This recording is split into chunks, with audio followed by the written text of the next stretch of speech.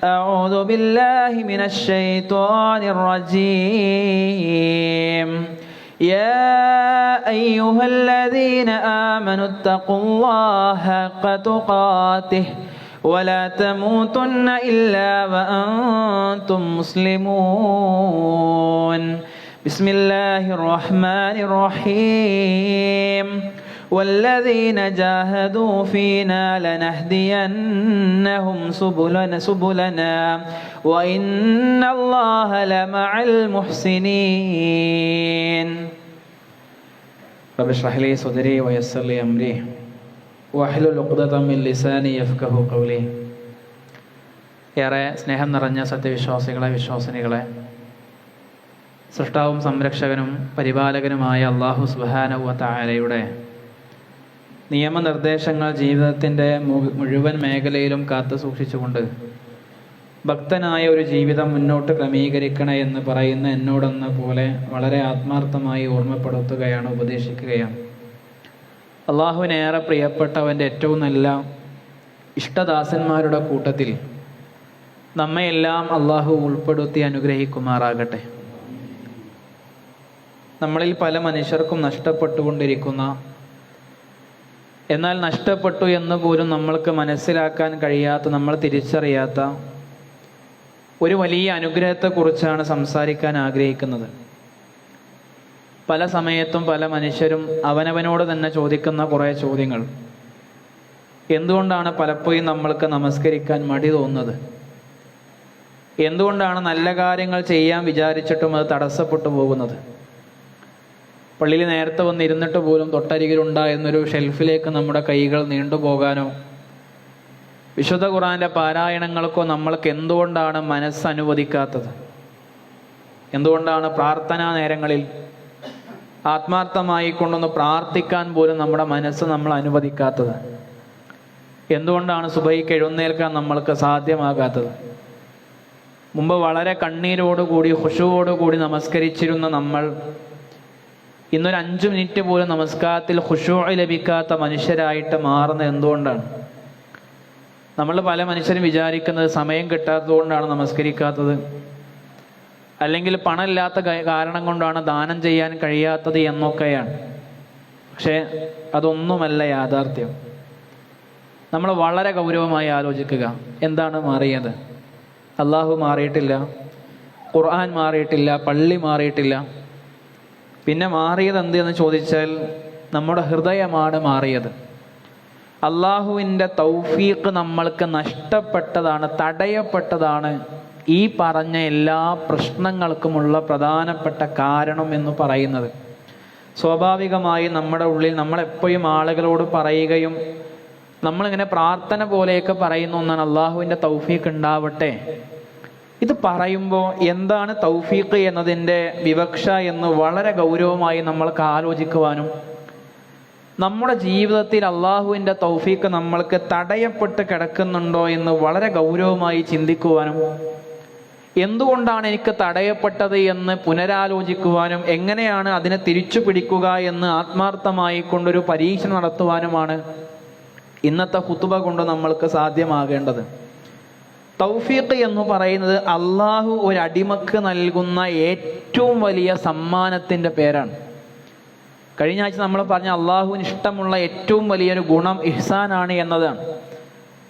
ഇന്ന് പറയുന്നത് അള്ളാഹു ഒരു അടിമക്ക് നൽകുന്ന ഏറ്റവും വലിയൊരു സമ്മാനത്തിൻ്റെ പേരാണ് തൗഫീഖ്.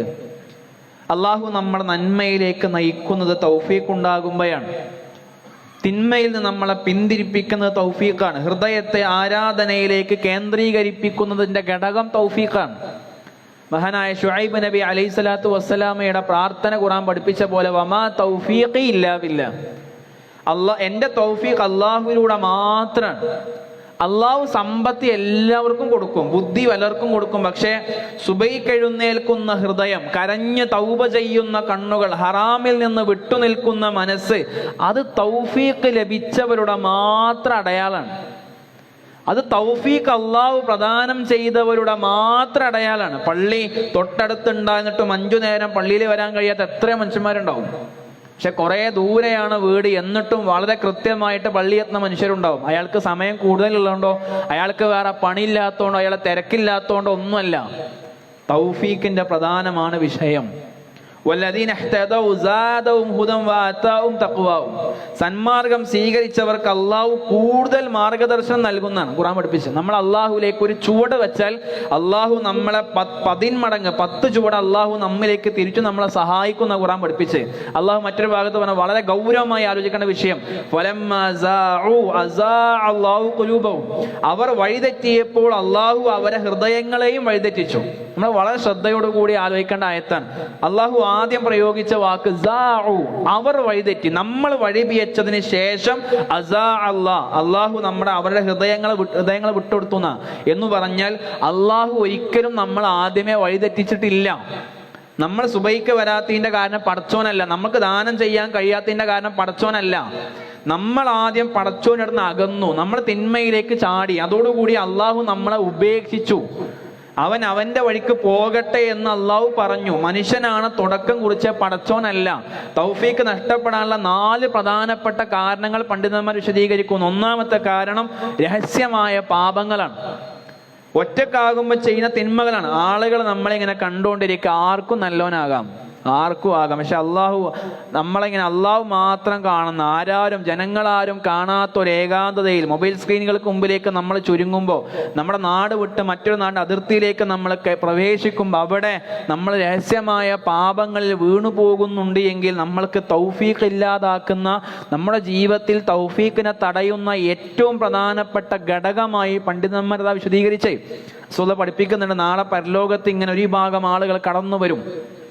ആ വിഭാഗം മദീനയിൽ നിന്ന് എവിടെ നോക്കിയാലും കാണുന്ന തിഹാമ പർവ്വതം. ആ തിഹാമ പർവ്വതത്തോളം സമാനമായ നന്മകളുടെ ശേഖരങ്ങളുമായിട്ട് അവർ കടന്നു വരും. പക്ഷെ ആ നന്മകളെ മുഴുവനും അള്ളാഹു പൊടികളാക്കി ധൂളികളാക്കി പറത്തും. സൗബാൻ ചോദിച്ചു, റസൂലെ അവരാരാണ്, ഞങ്ങൾക്ക് അവരെ കുറിച്ചൊന്ന് വിശദീകരിച്ചു തരണം. റസൂൽ കൊടുക്കുന്ന മറുപടി, അവർ നിങ്ങളെപ്പോലെ തന്നെ, നിങ്ങളുടെ സഹോദരന്മാരാണ് അവർ. നിങ്ങൾ നമസ്കരിക്കുന്ന പോലെ യുസല്ലൂന കമാ തുസല്ലു, നിങ്ങൾ നമസ്കരിക്കുന്ന പോലെ നമസ്കരിക്കും. വയതസദ്ദഖൂന കമാ തതസദ്ദഖു, നിങ്ങൾ ദാനം ചെയ്യുന്ന പോലെ ദാനം ചെയ്യും. വയഖുദൂന മിനൽ ലൈലി കമാ തഖുദൂൻ, നിങ്ങൾ രാത്രിയിൽ നിന്ന് അല്പം എടുത്ത് തഹജ്ജുദ് നിസ്കരിക്കണ പോലെ നമസ്കാരം ഉണ്ട് അവർക്ക്. പിന്നെന്താ കുഴപ്പം? വലാകിന്നഹും അഖ്വാമുൻ ഇദാ ഖലൗ ബിമഹാരിമില്ലാഹി ഇൻതഹഖുഹ, അവർ ഒറ്റക്കാകുമ്പോൾ, ഏകാന്തതയിലേക്കാകുമ്പോൾ അല്ലാഹു വിരോധിച്ച പ്രവർത്തനങ്ങളിലേക്ക്, തിന്മയിലേക്ക് അവർ എടുത്തു ചാടും. ജനങ്ങൾക്ക് മുമ്പിൽ നല്ല മനുഷ്യന്മാരാകാൻ എല്ലാവർക്കും എളുപ്പമാണ്. പക്ഷെ മുറി അടക്കുമ്പോൾ, ഫോണ് കയ്യിൽ വരുമ്പോൾ അവിടെയാണ് നമ്മുടെ ജീവിതത്തിൻ്റെ യഥാർത്ഥമായ പരീക്ഷ എന്ന ബോധ്യം ഉണ്ടാകണം. ഒരു പാപം ആദ്യമായി ചെയ്യുമ്പോഴേ മനസ്സ് വിറക്കുള്ളൂ. രണ്ടാമത് പിന്നെയും ചെയ്യുമ്പോൾ ആ വിറ കുറയും. പിന്നീട് അതൊരു സാധാരണമായ കാര്യവും, പിന്നെ അത് ജീവിതമാകും, അത് ജീവിതത്തിൻ്റെ ഭാഗവും. അത് ജീവിതത്തിൻ്റെ ഭാഗമാകുന്നതോടുകൂടി നമ്മൾക്ക് നമസ്കാരം ഭാരാകും.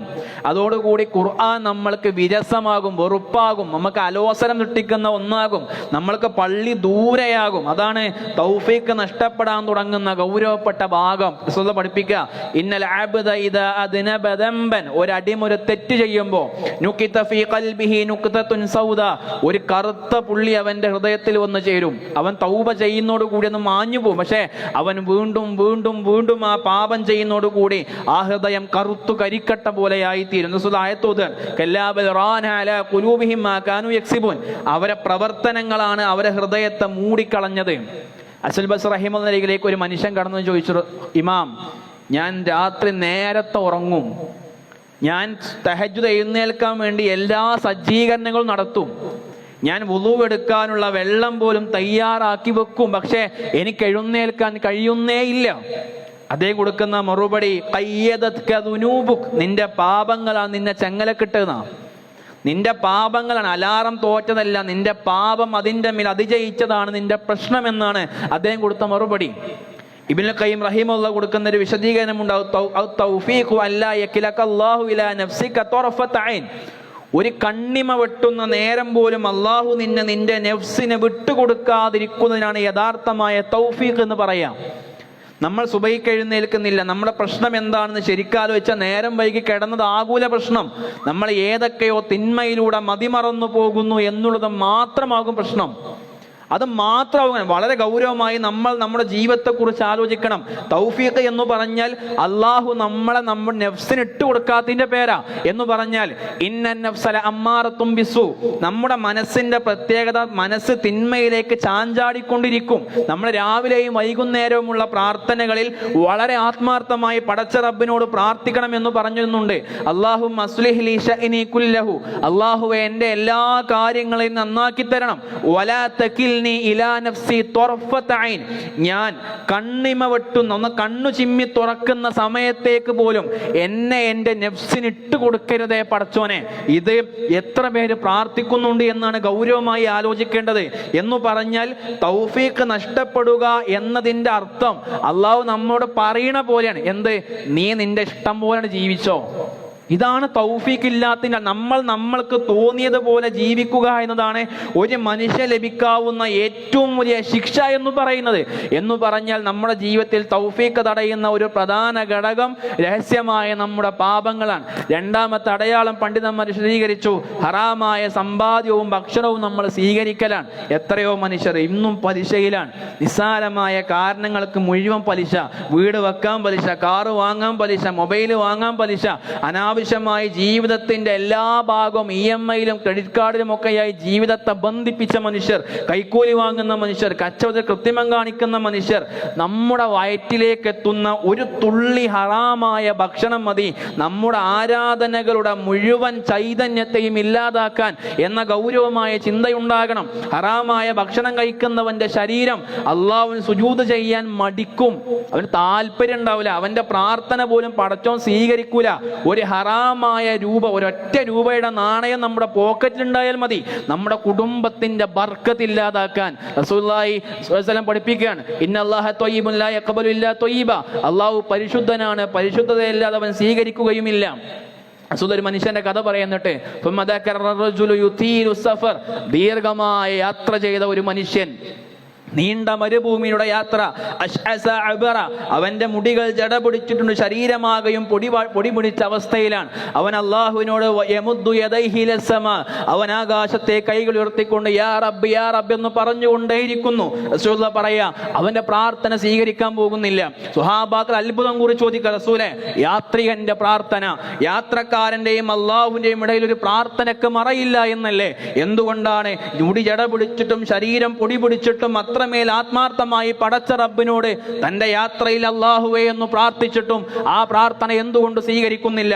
പ്രവാചകൻ കൊടുക്കുന്ന മറുപടി, വമത്അമു ഹറാം, അവൻ കഴിച്ച ഭക്ഷണം ഹറാം, വമശ്റബു ഹറാം, അവൻ കുടിച്ച പാനീയം ഹറാം, വമൽബസു ഹറാം, അവന്റെ വസ്ത്രം ഹറാം, വഉദിയ ബിൽ ഹറാം, അവൻ ഹറാമിൽ മുങ്ങി കുളിച്ച മനുഷ്യൻ, ഫഅന്നാ യുസ്തജാബു ലഹു, പിന്നെ എങ്ങനെയാണ് അവന്റെ പ്രാർത്ഥനക്ക് സ്വീകാര്യത കിട്ടുക എന്നാണ്, അവന്റെ പ്രാർത്ഥനയ്ക്ക് എങ്ങനെയാണ് ഉത്തരം കിട്ടുക എന്ന് റസൂലുള്ളാഹി ചോദിക്കുന്ന ചോദ്യം. നമ്മുടെ പോക്കറ്റിൽ, നമ്മുടെ സമ്പാദ്യങ്ങളിൽ, നമ്മുടെ ബാങ്ക് അക്കൗണ്ടുകളിൽ, നമ്മുടെ വീടിന്റെ ഒരു കല്ലിന്മേൽ പോലും ഹറാമായി ആളെ പറ്റിച്ചുണ്ടാക്കിയ പണമുണ്ടെങ്കിൽ ആ പണം തിരിച്ചു കൊടുക്കാൻ തയ്യാറാകാൻ നമ്മുടെ മനസ്സനുവദിക്കുന്നത് മുതലാണ് നമ്മുടെ ജീവിതത്തിലേക്ക് അള്ളാഹുവിന് തൗഫീഖ് ഉണ്ടാവുക. ഹറാമ് നമ്മുടെ വയറ്റിൽ കയറുമ്പോൾ തൗഫീഖ് നമ്മുടെ ഹൃദയത്തിൽ ഇറങ്ങിപ്പോകുമെന്ന ചിന്ത ആത്മാർത്ഥമായി നമ്മുടെ മനസ്സിലുണ്ടാകണം.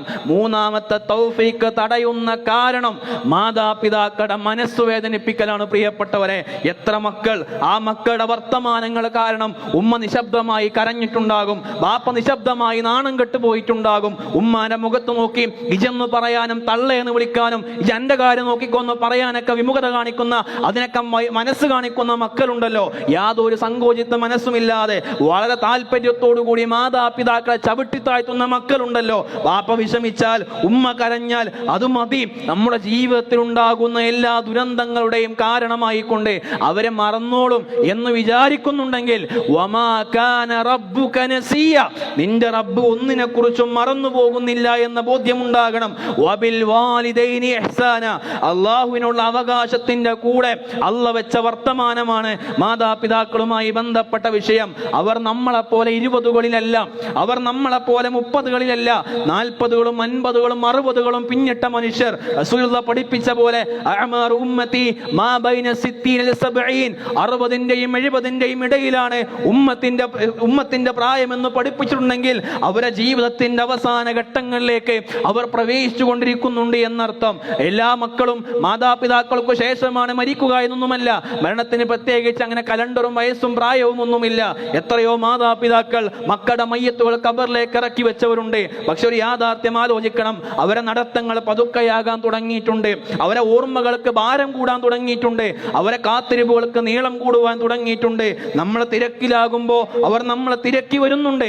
അവർ കാത്തിരിക്കുന്നത് നമ്മുടെ ചില ഫോൺ കോളുകളാണ്. നമ്മളെ മീറ്റിങ്ങിലും ജോലിയിലും ഒഴുകുമ്പോൾ അവർ ചോദിക്കുന്നത് ഒരല്പസമയം ഞങ്ങളുടെ കൂടെ ഇരിക്കാനുണ്ടോ എന്നാണ്. തിരക്കാണ്, സമയമില്ല എന്ന മറുപടികൾക്ക് അവർ ചിലപ്പോൾ സങ്കടത്തോടു കൂടി സാരല്ല എന്ന് പറയുമ്പോഴും ആ സങ്കടത്തിൽ അവരെ ചേർത്തു പിടിക്കേണ്ട ഉത്തരവാദിത്തങ്ങൾ മക്കളായ നമ്മൾക്കുണ്ട് എന്ന ബോധ്യമുണ്ടാകണം. അവരെ വാർദ്ധക്യത്തിൽ കൈപിടിക്കേണ്ടത് നമ്മുടെ അവസരമായി കാണണം. അവരോട് മൃദുവായി സംസാരിക്കുന്ന മക്കളാകണം. അവർ പറയുന്ന വാക്കുകളെ ചെവി കൊണ്ട് കേൾക്കുന്നതിന് പകരം ഹൃദയം കൊണ്ട് കേൾക്കുന്ന മക്കളായിക്കൊണ്ട് ആത്മാർത്ഥമായി മാറുവാനും പറ്റണം. ഒരു ദിവസം നമ്മുടെ മൊബൈലുകളിലേക്ക് അവരെ ഫോൺ കോളുകൾ വരാൻ നമ്മൾ കൊതിക്കുന്ന ഒരു കാലഘട്ടം നമ്മൾക്ക് സംജാതമാകും. ഭക്ഷണം കഴിച്ചോ, ഭക്ഷണം വേണോ എന്ന ചോദ്യങ്ങൾ അത് ജീവിതത്തിൽ നമ്മൾ ഏറ്റവും അധികം നഷ്ടപ്പെടാൻ പോകുന്ന, ഏറ്റവും അധികം നമ്മളെ വേദനിപ്പിക്കുന്ന ചോദ്യങ്ങളായി മാറുന്ന ഓർമ്മകളിലേക്ക് അത് മാറും. അവർ ഇരുന്നിരുന്ന കസേരകൾ ഒഴിഞ്ഞു കിടക്കും, അവരെ മുറികൾ നിശബ്ദമാകും. അത് ആ സമയം നമ്മുടെ സമ്പത്തുകൾ കൊണ്ട്, നമ്മുടെ പദവി കൊണ്ട്, നമ്മുടെ അധികാരങ്ങൾ കൊണ്ട്, നമ്മുടെ തിരക്കുകൾ കൊണ്ട്, നമ്മുടെ അഹങ്കാരങ്ങൾ കൊണ്ട് അവരെ ഒരിക്കലും തിരികെ കൊണ്ടുവരാൻ സാധ്യമല്ല എന്ന ബോധ്യമുണ്ടാകണം. അതുകൊണ്ട് വാപ്പയും ഉമ്മയും ഒരേ കാര്യം ഒരേ വട്ടം പലവട്ടം ചോദിച്ചാലും അസ്വസ്ഥനാകുന്ന മനുഷ്യനാകരുത്. അവർ നമ്മുടെ കൂടെ നടന്നു വരുമ്പോൾ അവരെ നടത്തം പതുക്കെയാകുമ്പോൾ ക്ഷമ നഷ്ടപ്പെടുത്തുന്ന മനുഷ്യനാകരുത്. ഒരൽപ്പം സംസാരിക്കാനുണ്ടോ എന്ന സമയം ചോദിക്കുമ്പോൾ നമ്മൾ ക്ലോക്കിലും വാച്ച് നോക്കി പിന്നെയാകാം എന്ന് പറയുന്ന മക്കളാകരുത്. നാളെ നമ്മൾക്ക് സമയമുണ്ടാകും, പക്ഷേ മാതാപിതാക്കൾ കൂടെ ഉണ്ടാകണമെന്നില്ല. നാലാമതായി നമ്മുടെ ജീവിതത്തിൽ തൗഫീഖിനെ തടയുന്ന ഘട്ടം എന്ന് പറയുന്നത് നമ്മുടെ കൺമുന്നിലുള്ള സന്ദർഭങ്ങളെ, നന്മയുടെ അവസരങ്ങളെ നമ്മൾ നിസ്സാരമാക്കുക എന്നുള്ളതാണ്. നന്മ ചെയ്യാൻ അവസരം കിട്ടുമ്പോഴും നാളെയാകട്ടെ, പിന്നെ ചെയ്യാം, അടുത്ത ആഴ്ച കൊടുക്കാം, പിന്നെ ചെയ്യാം എന്നു പറഞ്ഞ് തട്ടിക്കളഞ്ഞാൽ അള്ളാഹു നമ്മുടെ മുമ്പിൽ തുറന്നിടുന്ന കുറെ വാതിലുകൾ നമ്മൾ തന്നെ അടച്ചു കളയുന്ന അവസ്ഥയിലേക്കാണ് മാറുക എന്ന ബോധ്യമുണ്ടാകണം. മാറാമെന്നും തൗബ ചെയ്യാമെന്നും നമസ്കാരം ആരംഭിക്കാമെന്നൊക്കെ നമ്മൾ പറയും. അത് അടുത്ത ആഴ്ചയാകട്ടെ, അടുത്ത മാസമാകട്ടെ, ഹജ്ജിന് ശേഷമാകട്ടെ, റിട്ടയർമെന്റിന് ശേഷമാകട്ടെ എന്നൊക്കെ പറയുന്ന നാളുകൾ, ഈ നീട്ടിവെക്കുന്ന പ്രവണതയൊക്കെ നമ്മുടെ ജീവിതത്തിൽ തൗഫീഖിനെ നമ്മൾക്കില്ലാതെയാക്കും. തിരിച്ചു പിടിക്കാൻ കഴിയണം നമ്മൾക്കതിനെ. തടയപ്പെട്ടു പോയി എന്ന് മനസ്സാലോചിക്കുന്നുണ്ടെങ്കിൽ ഒട്ടും സങ്കടമോ വിഷമോ ദുഃഖമോ നമ്മളെ പിടികൂടേണ്ടതില്ല. ഇസ്ലാം വളരെ മനോഹരമായി പരിഹാരങ്ങൾ പഠിപ്പിക്കുന്നുണ്ട്. ഒരൊറ്റ തീരുമാനം മതി, ഒരാത്മാർത്ഥമായ കണ്ണുനീര് മതി, ഒരാത്മാർത്ഥമായ സുജൂദ് മതി, ഒരു തൗബ മതി. കാരണം അള്ളാഹു പറയുന്നത് വല്ലദീന ജാഹദൂ ഫീനാ ലനഹ്ദിയന്നഹും സുബുലനാ. നമ്മുടെ കാര്യത്തിൽ സമരം നടത്തുന്നവരാകട്ടെ, അവരെ നാം നമ്മുടെ മാർഗങ്ങളിൽ നയിക്കുക തന്നെ ചെയ്യും. നമ്മൾ മാറാൻ തയ്യാറായാൽ, നമ്മൾ വീണ്ടും ഒന്ന് തിരിച്ചു നടക്കാൻ തയ്യാറായാൽ അള്ളാഹു നമ്മളെ ചേർത്തു പിടിക്കാൻ ഒരുക്കമാണ് എന്നാണ് പഠിപ്പിച്ചത്. ആത്മാർത്ഥമായ തൗബ കൊണ്ട് രഹസ്യമായും പരസ്യമായും ചെയ്ത തെറ്റൊന്ന് കരഞ്ഞു തൗബ ചെയ്യാൻ നമ്മൾ തയ്യാറായാൽ മതി. ഖുർആനികമായ പ്രാർത്ഥനകൾ പതിവാക്കുക.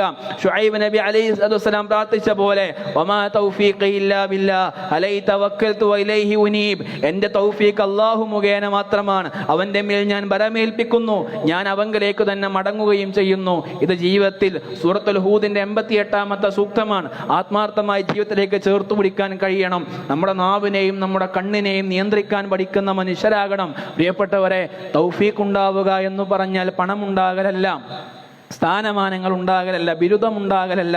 തൗഫീഖ് എന്ന് പറഞ്ഞാൽ സുബഹിക്ക് എഴുന്നേൽക്കാൻ കഴിയുന്നതാണ് തൗഫീഖ്. വാപ്പാന്റെയും ഉമ്മാന്റെയും കൈകൾ ചേർത്തുപിടി ചുംബിക്കാൻ കഴിയുന്നതിന്റെ പേരാണ് തൗഫീഖ്. ഹറാമെന്ന് വിട്ടുനിൽക്കാൻ കഴിയുന്ന മനസ്സിന്റെ പേരാണ് തൗഫീഖ്. ഖുർആൻ കയ്യിലുണ്ടായിട്ടും എടുത്തൊന്ന് ഓതാൻ മൊബൈൽ ആപ്പിലുണ്ടായിട്ടും അതെടുത്ത് പാരായണം ചെയ്യാൻ തോന്നുന്ന മനസ്സിന്റെ പേരാണ് തൗഫീഖ്. അതുകൊണ്ട് ആത്മാർത്ഥമായി കരഞ്ഞുകൊണ്ട് തൗബ ചെയ്യാൻ സാധ്യമാകുന്നതിന്റെ പേരാണ് തൗഫീഖ്. അതുകൊണ്ട് എല്ലാ ദിവസവും പടച്ച റബ്ബിനോട് പ്രാർത്ഥിക്കണം, അല്ലാഹുമ്മ അഇന്നി, അല്ലാഹുവേ നീ എന്നെ സഹായിക്കണം, അലാ ദിക്രിക്, നിന്നെ ഓർക്കാൻ, വശുക്രിക്, നിനക്ക് നന്ദി കാണിക്കാൻ, വഹുസ്നി ഇബാദതിക്, ഏറ്റവും മനോഹരമായി നിന്നെ ആരാധിക്കുവാൻ എന്നെ നീ സഹായിക്കണമേ എന്ന് പ്രാർത്ഥിച്ചുകൊണ്ടേയിരിക്കണം. കാരണം അള്ളാഹുവിൻ്റെ സഹായമില്ലാതെ ഒരു സുജൂദ് പോലും നിർവഹിക്കുവാൻ നമ്മൾക്ക് സാധ്യമാവുകയില്ല. ആ തൗഫീക്കിന് വേണ്ടി പ്രാർത്ഥിക്കുക. തടയപ്പെട്ടിട്ടുണ്ടോ എന്ന് ചിന്തിക്കുക. തടയപ്പെട്ടിട്ടുണ്ട് എങ്കിൽ തിരിച്ചു പിടിക്കാൻ വേണ്ട ശ്രദ്ധയും ആത്മാർത്ഥമായ പ്രവർത്തനവും നമ്മിൽ ഉണ്ടാകണം. റബ്ബ് സുബ്ഹാനഹു വ തആല നമ്മെ അനുഗ്രഹിക്കുമാറാകട്ടെ.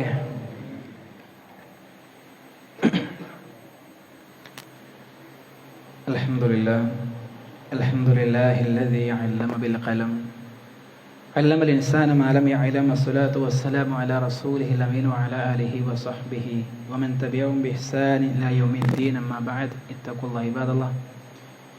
ഒരിക്കൽ കൂടി അല്ലാഹു സുബ്ഹാനഹു വ തആലയെ സൂക്ഷിച്ചുകൊണ്ട് ജീവിക്കണം എന്ന് ഉണർത്തുകയാണ്, ഉപദേശിക്കുകയാണ്. നമ്മളൊരു മനുഷ്യനെ കുറിച്ച് സങ്കല്പിക്കുക.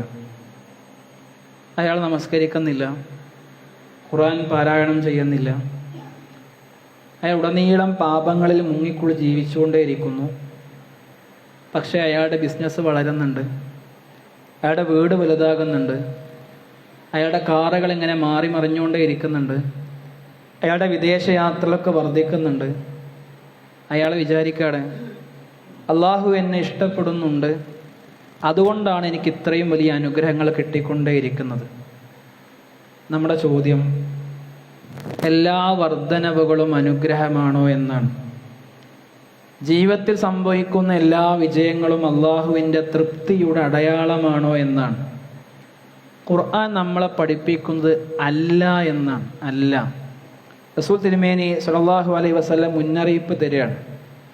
ഉഖ്ബത്ത് ഇബ്നു ആമിർ റളിയല്ലാഹു റിപ്പോർട്ട് ചെയ്യുന്ന ഹദീസിൽ റസൂൽ പറയുകയാണ്, ഇദാ റഅയ്ത, നീ കണ്ടാൽ, അല്ലാഹു യുഅതിയൽ അബ്ദ മിനദ് ദുനിയ അലാ മആസിഹി മാ യുഹിബ്ബു, അല്ലാഹുവിന് ഇഷ്ടമില്ലാത്ത തിന്മകളിൽ മതിമറക്കുന്ന ഒരു മനുഷ്യൻ, അയാൾക്ക് അല്ലാഹു ദുനിയാവ് ഇങ്ങനെ വാരിക്കോരി കൊടുക്കുന്നത് നീ കണ്ടാൽ നീ മനസ്സിലാക്കണം, ഫഇന്നമാ ഹുവ ഇസ്തിദ്റാജ്, അത് ഇസ്തിദ്റാജാണ് എന്ന് നീ മനസ്സിലാക്കണം, അത് അനുഗ്രഹമല്ല. എന്നാൽ ശേഷം റസൂൽ നേരെ പാരായണം ചെയ്യുക വിശുദ്ധ ഖുർആൻ സൂറത്ത് അൻആമിന്റെ 44-ാമത്തെ സൂക്തം, ഫലമ്മാ നസൂ മാ ദുകിറു ബിഹി ഫതഹ്നാ അലൈഹിം അബ്വാബ കുല്ലി ഷൈ, അവർക്ക് നൽകിയ ഉപദേശം അവർ മറന്നപ്പോൾ എല്ലാ അനുഗ്രഹങ്ങളുടെയും വാതിലുകൾ നാം അവർക്കായി തുറന്നു കൊടുത്തു. ഹത്താ ഇദാ ഫരിഹു ബിമാ ഊതു, അങ്ങനെ അവർക്ക് ലഭിച്ചതിൽ അവർ ആഹ്ലാദിച്ചു കൊണ്ടിരിക്കെ, അഖദ്നാഹും ബഅതൻ ഫൈദാഹും മുബ്ലിസൂൻ, പെട്ടെന്ന് നാം അവരെ പിടികൂടി, അപ്പോൾ അവർ എല്ലാ പ്രതീക്ഷയും നഷ്ടപ്പെട്ടവരായി. നമ്മൾ മനസ്സിലാക്കേണ്ട വിഷയം ഇസ്തിദ്റാജ് എന്താന്നുള്ളതാണ്. ഭാഷാർത്ഥം പറയുകയാണെങ്കിൽ പടിപടിയായിക്കൊണ്ട് ഒരാളെ പിടിക്കുക എന്നാണ് പറയുക. ഒരു കുറ്റവാളിയെ ഉടനെ പിടിക്കാതെ അവൻ കൂടുതൽ അതിലേക്ക് ആഴത്തിൽ അതിൻ്റെ അകത്ത് കയറട്ടെ, അവൻ കൂടുതൽ ആത്മവിശ്വാസം നേടട്ടെ, അവസാനം ഒരൊറ്റപ്പിടുത്തം, അതിൻ്റെ പേരാണ് ഇസ്തിദ്റാജ്. അള്ളാഹു ചിലപ്പോൾ പാപിക്ക്, തെറ്റു ചെയ്യുന്ന മനുഷ്യന് സമ്പത്ത് കൊടുക്കും, ആരോഗ്യം കൊടുക്കും, പ്രശസ്തി കൊടുക്കും. അവൻ വിചാരിക്കും ഞാൻ സുരക്ഷിതനാണ്, ഞാൻ സേഫാണ്. പക്ഷെ അവൻ മനസ്സിലാക്കുന്നേ ഇല്ല അത് അള്ളാഹുവിൻ്റെ തൃപ്തിയല്ല എന്നും അള്ളാഹുവിൻ്റെ മുഹ്ലത്താണ് എന്ന് പറഞ്ഞാൽ അവധി മാത്രം. നമ്മൾ വളരെ ഗൗരവമായി ആലോചിക്കണം. നമ്മുടെയൊക്കെ കാറുകളുടെയൊക്കെ ബാക്കിൽ ഇങ്ങനെ സ്റ്റിക്കറായി പതിപ്പിക്കുന്ന ഒരു ആയത്തുണ്ടല്ലോ, ലഇൻ ശകർതും ലഅസീദന്നകും വഇദഅദ്ദന റബ്ബുക്കും, നിങ്ങൾ റബ്ബ് നിങ്ങൾക്ക് വാഗ്ദാനം ചെയ്തു, ലഇൻ ശകർതും, നിങ്ങൾ നന്ദി കാണിച്ചാൽ, ലഅസീദന്നകും, നാം നിങ്ങൾക്ക് അധികരിപ്പിച്ചു തരും. ഈ ആയത്തിൽ കുറച്ച് ആഴത്തിൽ നമ്മൾക്ക് ചിന്തിക്കാൻ പറ്റണം. നമ്മൾ ഗൗരവമായി ചിന്തിക്കുക. ഈ ആയത്ത് വളരെ മനോഹരമായി നമ്മൾ ചിന്തിപ്പിക്കുന്ന ഒരു ഭാഗമുണ്ട്. അള്ളാഹു നമ്മൾക്ക് അനുഗ്രഹങ്ങൾ ഇങ്ങനെ വർദ്ധിപ്പിക്കുന്നുണ്ട്. ശരി, നമ്മളിൽ ശുക്ർ വർദ്ധിക്കുന്നുണ്ടോ എന്ന് ആലോചിക്കുക. നമ്മുടെ വീട് വലുതാകുന്നു, പക്ഷേ സുജൂദ് വലുതാകുന്നുണ്ടോ, കൂടുന്നുണ്ടോ എന്ന് ആലോചിക്കുക. നമ്മുടെ വരുമാനം വർദ്ധിക്കുന്നു, പക്ഷേ സ്വതക്ക വർദ്ധിക്കുന്നുണ്ടോ എന്ന് ചിന്തിക്കുക. നമ്മൾ ഫോണുകൾ ഇങ്ങനെ പുതിയത് വാങ്ങുന്നു, പക്ഷെ ഖുർആൻ തുറക്കുന്നതിൻ്റെ എണ്ണം എത്രയാണ് എന്ന് ആത്മപരിശോധന നടത്തുക. ഇത് പറയുന്നത് അള്ളാഹു അധികരിപ്പിച്ചു തരും എപ്പോ നമ്മൾ നന്ദി കാണിക്കുന്ന പക്ഷം. പക്ഷെ നമ്മൾ നന്ദി കാണിക്കുന്നില്ല, അതേ സമയം നമ്മൾക്ക് അനുഗ്രഹങ്ങൾ വർദ്ധിച്ചു കൊണ്ടേ ഇരിക്കുന്നുണ്ടെങ്കിൽ വളരെ ഗൗരവമായി ആലോചിക്കേണ്ടത് അത് അനുഗ്രഹമല്ല. അത് അനുഗ്രഹമല്ല, അത് ഇസ്തിദ്റാജാണ് എന്ന തിരിച്ചറിവ് വളരെ ഗൗരവമായി നമ്മൾ ആലോചിക്കണം. അള്ളാഹു നമ്മൾക്ക് നൽകുന്ന അനുഗ്രഹങ്ങൾ അള്ളാഹുലേക്ക് നമ്മൾ അടുപ്പിക്കുന്നില്ല എങ്കിൽ അത് യഥാർത്ഥമായ അനുഗ്രഹമല്ല.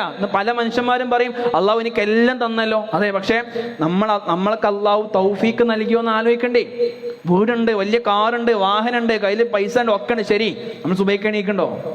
പള്ളിക്ക് വരാൻ കഴിയണ്ടോ? ഹറാം ഉപേക്ഷിക്കാൻ കഴിയണ്ടോ? നമ്മുടെ ഉമ്മാന്റെ മനസ്സ്, വാപ്പാന്റെ മനസ്സ് സന്തോഷിപ്പിക്കാൻ കഴിയണ്ടോ? ഇതൊന്നും ഇല്ലെങ്കിൽ ബാങ്ക് ബാലൻസ് വർദ്ധിക്കുന്ന അള്ളാഹു നമ്മുടെ ഏറ്റവും അടുത്തു എന്നതിന് തെളിവായിട്ട് ഇസ്ലാം പഠിപ്പിച്ചിട്ടേ ഇല്ല. ഓരോ അനുഗ്രഹങ്ങൾ നമ്മൾക്ക് കിട്ടുമ്പോൾ അൽഹംദുലില്ലാ എന്ന് പറയുന്ന മനസ്സുണ്ടാകണം. എന്തെങ്കിലും തിന്മ സംഭവിച്ചു പോകുമ്പോൾ അറിയാതെ സംഭവിച്ചു പോയി അസ്തഗ്ഫിറുല്ലാ എന്ന് പറയുന്ന മനസ്സുണ്ടാകണം. എനിക്ക് ദുനിയാവ് മാത്രമാണോ വർദ്ധിക്കുന്നത്, അത് അതിൻ്റെ കൂടെ അള്ളാഹുമായുള്ള ബന്ധം എനിക്ക് വർദ്ധിക്കുന്നുണ്ടോ എന്ന് വീണ്ടും വീണ്ടും വീണ്ടും ആലോചിക്കണം. ഞാൻ പറയുന്നത് അനുഗ്രഹങ്ങളുടെ മഴയിൽ നമ്മളിങ്ങനെ കുതിരുമ്പോൾ സ്വയം ചോദിക്കണം, നന്ദിയുള്ളവരാണോ? ഇല്ല എന്നാണ് നമ്മുടെ ഉത്തരമെങ്കിൽ ഇത് അനുഗ്രഹമല്ല, ഇത് അനുഗ്രഹമല്ല, ഇത് അനുഗ്രഹമല്ല, പടച്ച റബ്ബിന്റെ ശിക്ഷയാണ് എന്ന ബോധ്യമുണ്ടാകണം. അതുകൊണ്ട് പ്രിയപ്പെട്ടവരെ, ലഭിച്ച ഓരോന്ന് നന്ദി കാണിക്കുമ്പോഴാണ്, ആത്മാർത്ഥമായി പടച്ച റബ്ബ് നമ്മൾക്ക് നൽകിയ ജീവിതം കൊണ്ട് അള്ളാഹുവിനോട് നന്ദി കാണിക്കുന്ന മനസ്സുണ്ടാകുമ്പോഴാണ്, മാതാപിതാക്കളെ സ്നേഹിക്കുന്ന മക്കളാകുമ്പോഴാണ്, പാപങ്ങളിൽ നിന്ന് വിട്ടുനിൽക്കുന്ന മനുഷ്യരാകുമ്പോഴാണ്, ഹറാമ് കഴിക്കാത്ത, ഹറാമ് സമ്പാദിക്കാത്ത മനുഷ്യനാകുമ്പോഴാണ്, നന്മകളെ നീട്ടിവെക്കാത്ത മനുഷ്യരാകുമ്പോഴാണ് നമ്മൾക്ക് തൗഫീഖ് ഉണ്ടാവുക.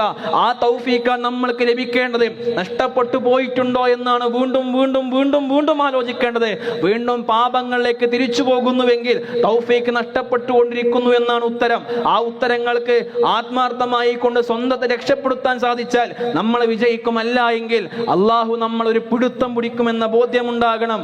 അർഹമുറാഹിമീനായ നാഥൻ കാര്യങ്ങൾ അറിയാനും പഠിക്കാനും മനസ്സിലാക്കുവാനും അത് യഥാവിധി പ്രകാരം ജീവിതത്തിൽ പ്രാവർത്തികമാക്കുവാനും നമ്മൾക്ക് തൗഫീഖ് നൽകി നമ്മയെല്ലാം അനുഗ്രഹിക്കുമാറാകട്ടെ.